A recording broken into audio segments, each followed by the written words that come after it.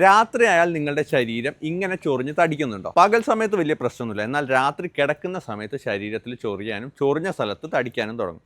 പലപ്പോഴും ഒരു സ്ഥലത്ത് നിന്ന് മാറി മറ്റു സ്ഥലത്തേക്ക് ചിലപ്പോൾ വരുന്നതും കാണാം.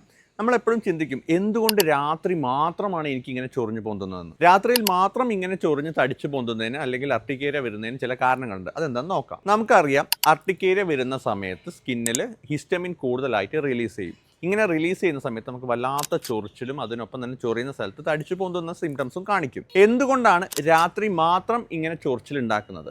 അതിൻ്റെ പ്രധാനപ്പെട്ട ഒരു കാരണം എന്ന് പറയുന്നത് നമ്മുടെ ശരീരത്തിൽ നടക്കുന്ന ഡേ നൈറ്റ് റിതം എന്നൊരു പ്രോസസ്സാണ്. രാത്രിയിൽ ചൊറിച്ചിലും ഇൻഫ്ലമേഷനും കൂടുതലായി നടക്കുന്ന ചില ബയോളജിക്കൽ പ്രോസസ്സ് ഉണ്ട്. ഈ ബയോളജിക്കൽ പ്രോസസ്സിൽ ചില മാറ്റങ്ങൾ വരുന്ന സമയത്ത് ഇച്ചിങ് വളരെ നോട്ടീസബിൾ ആയിട്ട് രാത്രി കാണും. രണ്ടാമത്തെ കാര്യം ചൂട്, അതായത് കട്ടിയുള്ള ബ്ലാങ്കറ്റ് യൂസ് ചെയ്യുന്ന സമയത്ത് ഉണ്ടാവാം, അല്ല എന്നുണ്ടെങ്കിൽ റൂമിലെ ചൂട്, ഒപ്പം തന്നെ നമ്മൾ കിടക്കുന്ന സമയത്ത് വല്ലാതെ വേർക്കുന്ന ആൾക്കാരിലൊക്കെ പലപ്പോഴും അർട്ടിക്കേരിയ ട്രിഗറായി കാണുന്നുണ്ട്. മൂന്നാമത്തെ കാര്യം പ്രഷർ, അതായത് നമ്മുടെ ശരീരത്തിൽ ടൈറ്റ് ഡ്രസ്സ്, നൈറ്റ് ഡ്രസ്സൊക്കെ യൂസ് ചെയ്യുന്ന സമയത്ത് പ്രഷർ അർട്ടിക്കേരിയ വരാം. അതിനൊപ്പം തന്നെ കിടക്കുന്ന ബെഡ്ഷീറ്റിൻ്റെ എന്തെങ്കിലും ഒരു പ്രശ്നം ഉണ്ടെങ്കിൽ നിങ്ങൾക്ക് പ്രഷർ അർട്ടിക്കേരിയ ഉണ്ടാവാം. ഒപ്പം തന്നെ ഒരു സൈഡിൽ കൂടുതൽ നേരം കിടക്കുന്ന സമയത്തും അർട്ടിക്കേരിയ ട്രിഗർ ആവാനുള്ള സാധ്യതയുണ്ട്. ശ്രദ്ധിക്കേണ്ട ഒരു കാര്യം, പലപ്പോഴും രാത്രിയാണ് നിങ്ങളുടെ അലർജി അല്ലെങ്കിൽ അർട്ടിക്കേരിയ ട്രിഗർ ആവുന്നത് കൊണ്ട് ബെഡിൽ കിടക്കുന്ന സമയത്ത് അതിലെ ഡസ്റ്റ് ആയിരിക്കാം അലർജി എന്ന് സ്വന്തം വിചാരിക്കരുത്. അർട്ടിക്കേരിയയ്ക്ക് ഇൻഫെക്ഷൻസ്, മെഡിസിൻ, ഫിസിക്കൽ ട്രിഗേഴ്സ്, അങ്ങനെ പല കാരണങ്ങളും ഉണ്ടാവാം. അതുപോലെ മനസ്സിലാക്കുന്നത്, ക്രോണിക് അർട്ടിക്കേരിയ ഉള്ള പല ആൾക്കാരിലും നമുക്കൊരു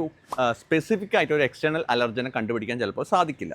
അതുകൊണ്ട് 6 ആഴ്ചയായിട്ട് നിങ്ങൾക്ക് ഇടവിട്ട് നിങ്ങൾക്ക് അർട്ടിക്കേരിയ അല്ലെങ്കിൽ സ്ഥിരമായി അർട്ടിക്കേരിയ വരുന്നുണ്ട് എന്നുണ്ടെങ്കിൽ നിങ്ങൾ അലർജിയുടെ ടാബ്ലറ്റ് സ്വന്തം വാങ്ങി കഴിക്കാതെ കൃത്യമായ ഒരു ഇവാലുവേഷൻ എടുത്തതിന് ശേഷം മാത്രം ചികിത്സ എടുക്കുക. രാത്രി കിടക്കുന്ന സമയത്ത് മാത്രമാണോ നിങ്ങൾക്ക് അർട്ടിക്കേരിയയുടെ സിംറ്റംസ് കാണിക്കുന്നതെങ്കിൽ താഴെ കമൻറ്റ് ചെയ്യുക. രാത്രിയിലെ ചൊറിച്ചിലും അത് കാരണം ഉണ്ടാകുന്ന തടിപ്പുള്ള നിങ്ങളുടെ ഫ്രണ്ട്സിന് വേണ്ടിയിട്ട് ഈ വീഡിയോ ഒന്ന് ഷെയർ ചെയ്യുക.